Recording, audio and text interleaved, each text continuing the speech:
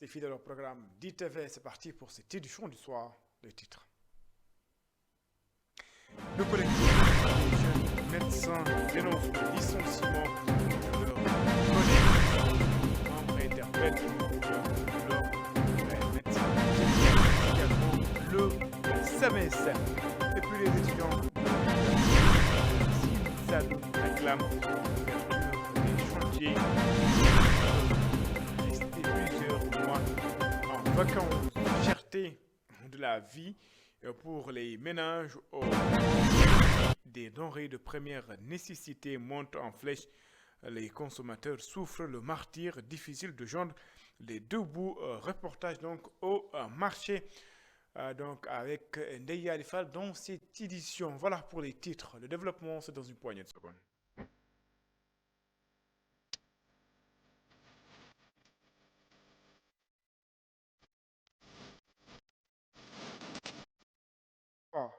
Bienvenue. Les étudiants de l'université Sine Saloum El Hadji Ibrahim Niasse réclament l'achèvement des travaux lors d'une marche. Ce matin, ils ont dénoncé les promesses non tenues du ministre de l'Enseignement supérieur. Ces derniers estiment qu'ils n'accepteront pas que des étudiants soient orientés à l'université Sine Saloum. Je vous propose de suivre les explications de Oumarou Baldi. Il est le président de la commission sociale et environnementale des étudiants de l'université Sine Saloum El Hadji Ibrahim Niasse est ici au micro de Sekou Diallo. Nous nous sommes réunis aujourd'hui pour exiger la finalisation, la livraison des chantiers de l'université du Sine Saloum. Pour exiger cela, on a jugé nécessaire de faire une marche pacifique. Nous voudrions vraiment vous faire savoir qu'on a eu ce qui nous fait mal parce que notre président a été frappé par la police. Et chose que nous n'avions pas, en tout cas, préparée. Le ministre de l'Enseignement supérieur, Abdourahmane Diouf, nous a fait des promesses évanouies. Nous sommes dans un cadre d'enseignement indigne. Les infrastructures de l'université du Sine Saloum ne peuvent pas accueillir 1800 nouveaux bacheliers orientés. Ce qui a fait qu'on a rejeté l'inscription totale pédagogique et en ligne des étudiants nouveaux bacheliers orientés à l'université. Nous sommes à plus de 6000, 7000 étudiants où nous sommes dans des CRFP, dans des conseils départementaux, etc. etc. Ce que nous vivons, ce que nous sommes en train de vivre dans cette université, ça suffit. L'université du Sine Saloum est éparpillée dans 4 sites, à savoir Kaffrine, Kaolack, Fatick et Khelcom. Nous avons des moyens de transport insuffisants. Nous faisons appel au président de la République, au Premier ministre, au ministre de l'Enseignement supérieur et toute autorité étatique. Nous exigeons la livraison des chantiers de l'université du Sine Saloum. Dans aucun cas, nous allons accueillir des bacheliers, 1800 bacheliers, sans avoir des infrastructures dignes de leur nom. Nous ne le faisons plus et nous sommes convaincus qu'on ne va pas céder.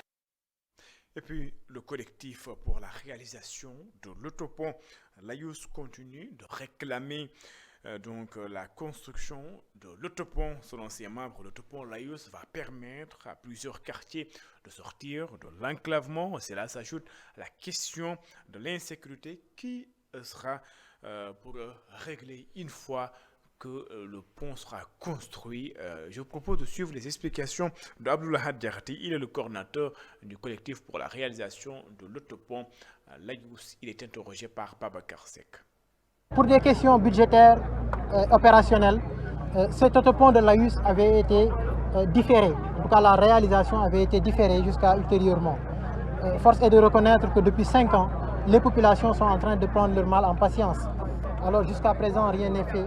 Et c'est la raison pour laquelle les Rufisquois, justement réunis autour de ce collectif, ont voulu saisir cette occasion avec l'arrivée de nouvelles autorités pour réitérer ce plaidoyer, pour porter encore plus fort, n'est-ce pas, cet appel, pour que les autorités puissent enfin prendre à bras le corps cette vieille doléance. Donc je pense qu'aujourd'hui, le point en tout cas qui cristallise le plus, n'est-ce pas, les inquiétudes des populations, on devrait pouvoir le trouver au niveau de l'aspect sécuritaire.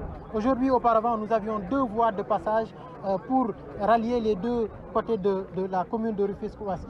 Il faut dire que depuis les travaux du TER, nous sommes aujourd'hui contraints d'emprunter une seule voie, pour ne pas dire un trou de souris. Alors, ce qui fait intervenir des implications, notamment au niveau sécuritaire, et raison pour laquelle aujourd'hui on a voulu attirer l'attention de l'État central, mais aussi des autorités au niveau local, pour que des dispositions urgentes puissent être prises, pour que, enfin, n'est-ce pas, la mise en œuvre et la réalisation de l'autopont Laïus qui nous avait été annoncée depuis longtemps puisse, n'est-ce pas, démarrer. Et puis l'indemnisation des victimes des événements de 2021 et de 2024 fait débat. Maître Abdoulaye Tine, avocat des victimes des événements politiques de 2012, réagit.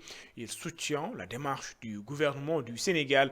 Selon lui, les opposants qui s'agitent doivent respecter la mémoire des disparus lors de ces événements politiques. Maître Abdoulaye Tine est joint par Antoine Diouf. Depuis quelque temps, on a cessé d'entendre des récriminations qui sont gratuites parce que n'étant fondées sur aucun document ni condamnation consistant à dire que c'était des casseurs et des pilleurs qui étaient ces victimes. Donc on met tout le monde dans le même sac. Et je pense que cela est à la fois irresponsable et indigne d'autorités qui se disent politiques, dans la mesure où il faut respecter quand même la mémoire des victimes, parmi lesquelles il y a des morts, il y a des personnes amputées, et parmi lesquelles il y a des enfants complètement innocents. Et c'est pour ça que je pense que par devoir de vérité, devoir de mémoire, il faut faire cesser le plus rapidement possible cette escalade verbale et surtout revenir aux fondamentaux et dire la vérité aux Sénégalais que le fait effectivement que l'État du Sénégal ait opté pour une procédure d'indemnisation à l'amiable est tout à fait salutaire et c'est à l'honneur des tenants du pouvoir dans la mesure où, quoi qu'il advienne, le principe, les Nations Unies encouragent à réparer à l'amiable les violations graves des droits de l'homme telles que nous les avons vues. Et que je pense que si ce n'est qu'après échec effectivement de cette tentative amiable qu'on doit recourir à l'hypothèse judiciaire.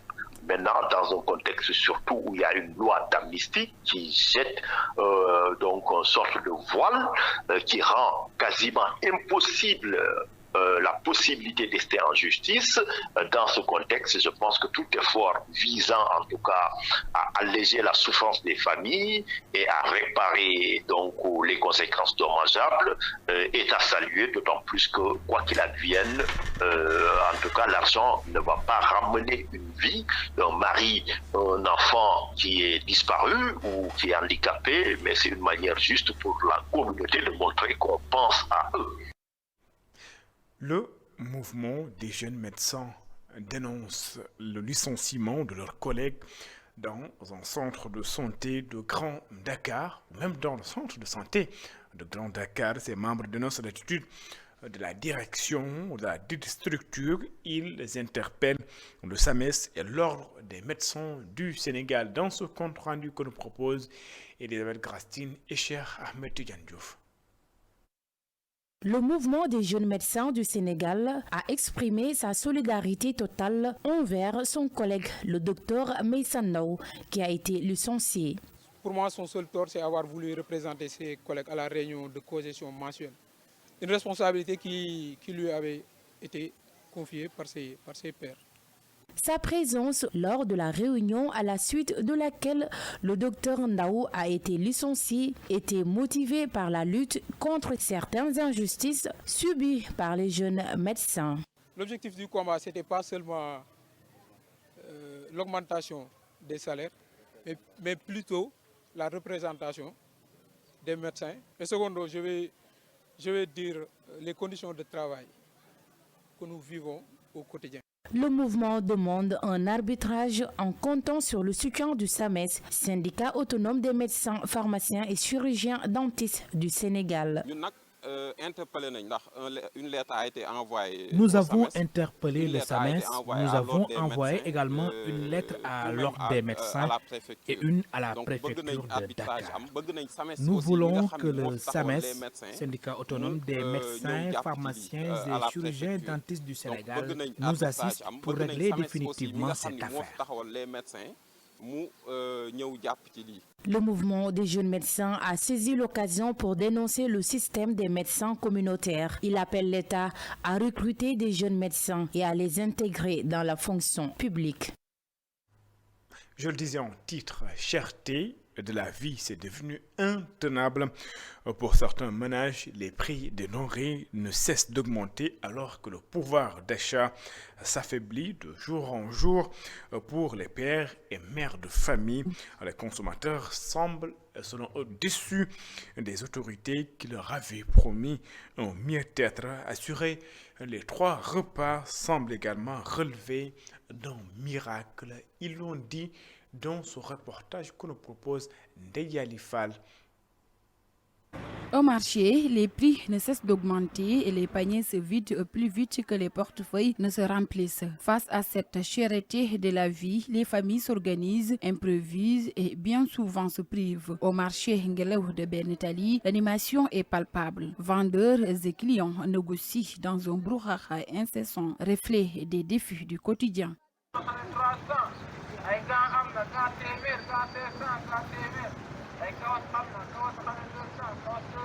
Chaque jour, faire les courses est un véritable défi pour de nombreuses familles. Une difficulté accentuée selon cette mère de famille rencontrée après ses achats par le non-respect des promesses du nouveau gouvernement. Le gouvernement sénégalais doit tenir sa promesse. Il avait annoncé une baisse du coût de la vie, mais jusqu'à présent, aucun changement n'est perceptible.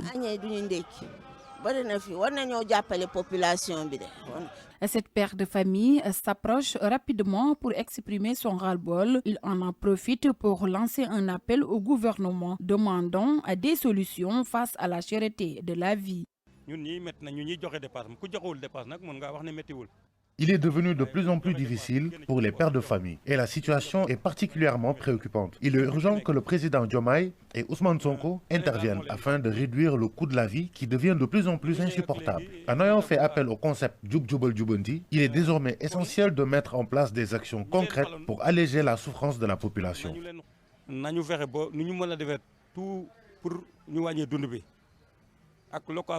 Alors que le coût de la vie ne cesse d'augmenter, Mbaye Diouf, comme tant d'autres, attendent des mesures concrètes pour alléger le fardeau des familles. Pour d'autres, c'est le gouvernement sénégalais qui n'a pas tenu à ses promesses. Ndeya Lifal, pour faire face à la pénurie de sang, des professionnels, des médias et d'autres structures mettent sur pied une association des donneurs. Objectif: collecter le maximum de poches de sang. Plusieurs initiatives seront mises sur pied, comme le concert des donneurs. C'est pour encourager les citoyens à donner leur sang. Voici Awa Diallo, elle est la secrétaire générale de l'association. Elle est ici au micro de Monde Lamine Fati. On va essayer d'aller voir des artistes, on va essayer de lier des partenariats, ils vont essayer de tenir des concerts. Tous les artistes ont un public. Maintenant, on va compter sur ces artistes-là pour pouvoir mobiliser le maximum de personnes qui vont assister à ces concerts-là. Et dès que je dis, par exemple, demain, il y aura Wally qui va donner un concert, c'est sûr qu'il y aura une grande affluence. Maintenant, cette affluence-là va nous permettre de mieux collecter le maximum de poches de sang. Et on prévoit de faire ça sur l'étendue du territoire national. Aujourd'hui, on a vu le nombre excessif de ces accidents. C'est le lieu de dire que nous déplorons ces faits-là, mais également d'essayer de trouver des solutions, en tout cas des palliatifs en attendant que les autorités sévissent. Parce que quoi que l'on puisse dire, il est temps que les autorités prennent des solutions efficaces, durables à cette problématique. Il est plus que temps. À travers ces succursales donc, du centre de transfusion sanguine, essayer de travailler avec eux sur place. On va essayer de taper sur la communauté, c'est-à-dire la proximité. Les régions ont leurs stars. On va essayer de s'approcher de ces stars-là pour pouvoir mobiliser le maximum de personnes, ce qui va nous permettre également d'avoir le maximum de poches de sang qu'on va donner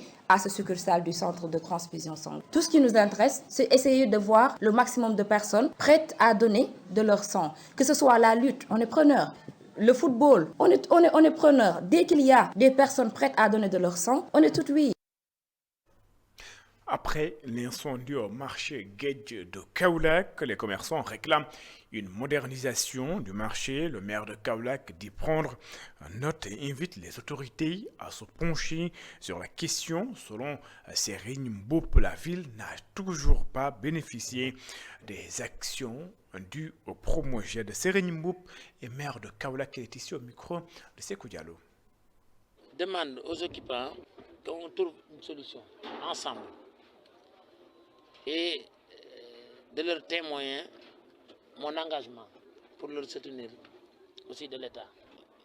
Il y a des problèmes au niveau des commerçants, des problèmes au Sénégal, il y en a ici à Kaolack, à Dakar, peut-être à Touba, ailleurs, des commerçants déguerpis pour construire un marché, mais après la construction ne finira jamais, ou après on le donne à d'autres personnes. C'est là leur crainte que chaque fois qu'on leur demande de reconstruire, ils n'acceptent pas. Mais quand même, ils ont pris l'engagement que si on fait un bon lotissement, sortir les routes, il y a parmi eux qui peuvent construire tout de suite, on leur donne l'autorisation de construire. Et d'autres personnes qui ne peuvent pas construire, on discute avec eux comment on peut leur aider, ou bien de leur écarter que, ma subhanallah, en prévoyant que s'il y a un problème, le problème ne s'aggrave pas.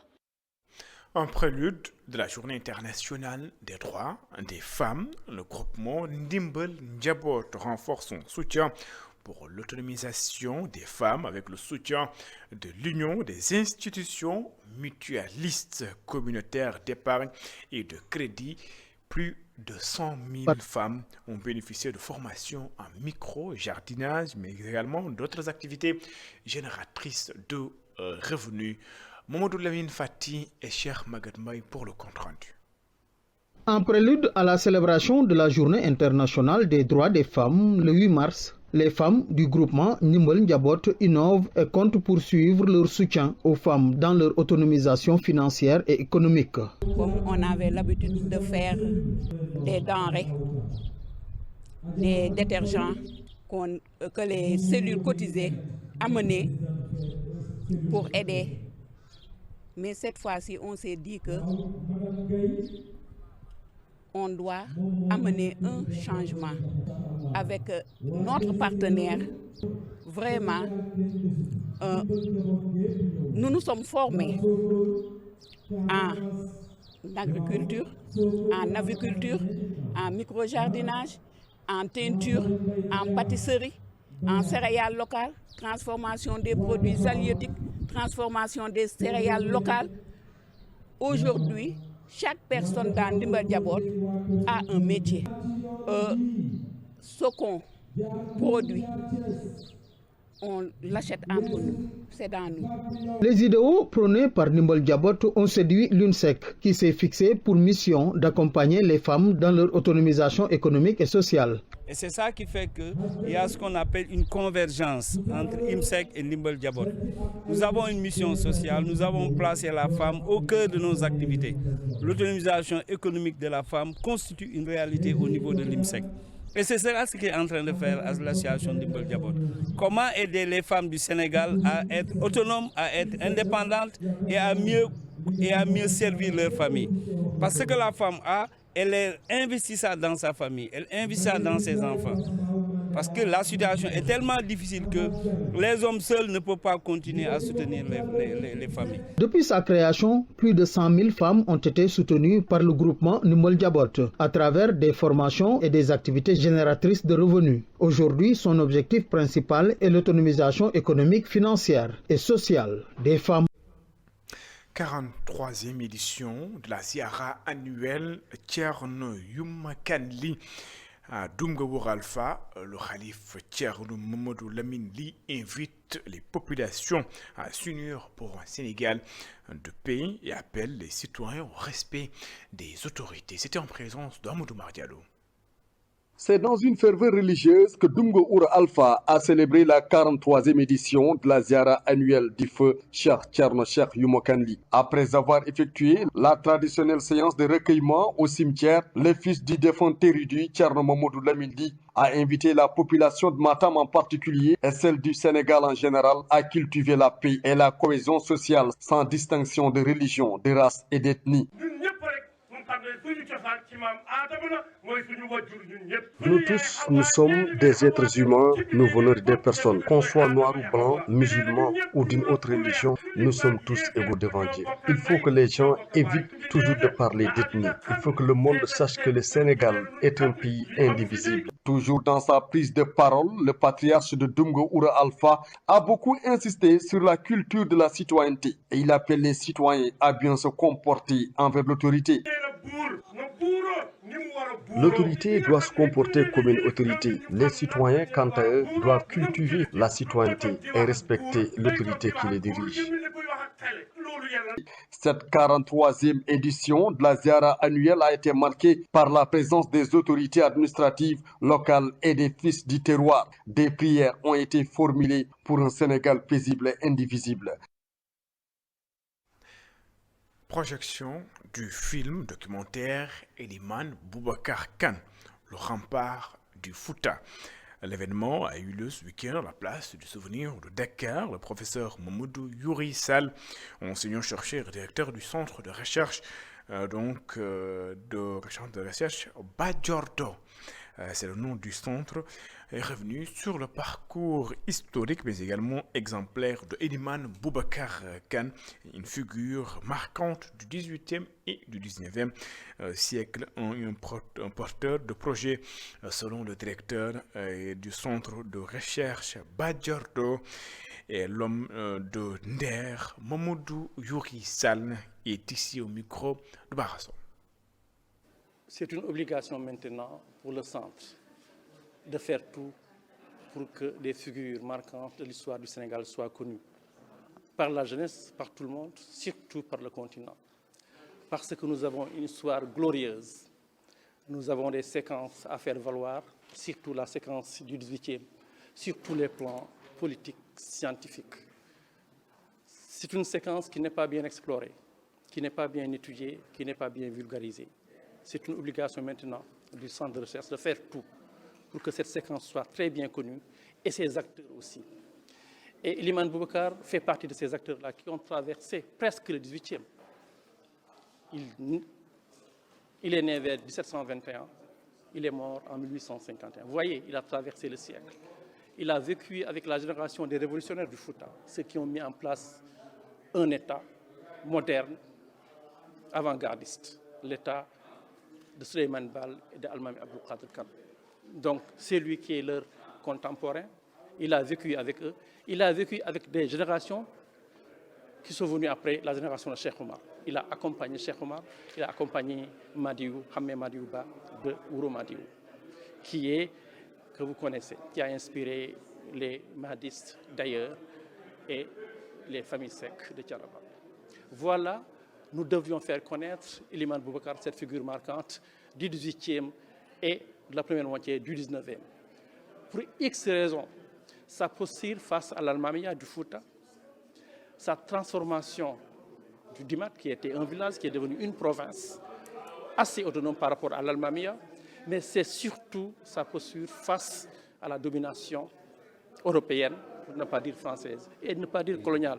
Il n'est pas un résistant, c'est un porteur de projet, c'est un homme d'initiative qui a voulu mettre en place un État, il l'a mis en place, qui a voulu montrer sa souveraineté, c'est un terme actuel, il l'a montré. C'est surtout l'homme de Nder. On a beaucoup parlé des femmes de Nder. Il est temps de parler de l'homme de Nder, qui est à la base de Nder. C'est Eliman Boubacar. Et puis en sport, les acteurs du monde du sport de Kaolack déplorent le manque d'infrastructures sportives dans la région de Kaolack. Fallou Kébé, président de l'AS Saloum, assure que des démarches seront faites pour trouver une solution à ce problème. C'est Koudialo. Les petites catégories sont confrontées à plusieurs difficultés à Kaolack. Il n'y a presque pas d'infrastructures sportives pour elles. Bassirou Kane, président des écoles de football de Kaolack. Les difficultés que nous confrontons, c'est les manques de moyens. C'est la petite catégorie, c'est l'avenir de demain. S'ils sont bien encadrés, demain Kaolack va se développer en football facilement. Si vous voyez, on n'a qu'un seul stade. Et pour faire jouer les enfants ici, c'est un problème. C'est la première fois depuis que le stade est ouvert que les enfants ont joué aujourd'hui ici. C'est seulement les finales que les enfants jouent ici au stade Lamine Gueye de Kaolack. Mais on demande aux autorités de faire tout pour que les infractions soient multipliées dans la région. Et on va développer notre football pour que demain Kaolack joue les premiers rôles du football sénégalais. Selon Fallou Kébé, président de la Staloum et parrain de la finale du tournoi de la coordination départementale des écoles de football de Kaolack, l'objectif des dirigeants des écoles de football et des clubs, c'est de voir la région abriter des infrastructures de dernière génération pour les sportifs. Je peux dire que c'est même ambition avec les autres présidents de l'école de football, de créer des centres de formation des écoles de football. Je sais que Kaolack, pour dire la vérité, à part les stades Lamine Gueye, il n'y a pas d'autres infrastructures de les sportifs. Donc je compte vraiment beaucoup pour ouvrir un centre de formation. Je l'ai déjà encore commencé. Donc je compte, Inch'Allah, pour ouvrir ce centre de formation. 74 équipes sont accompagnées en matière de maillots, de ballons et de moyens financiers par le parrain de cette finale de tournoi de la coordination départementale des écoles de football de Kaolack. C'est tellement qui me font cette édition. Merci de l'avoir suivi. Excellente suite de programmes sur les antennes d'ITV. Au revoir.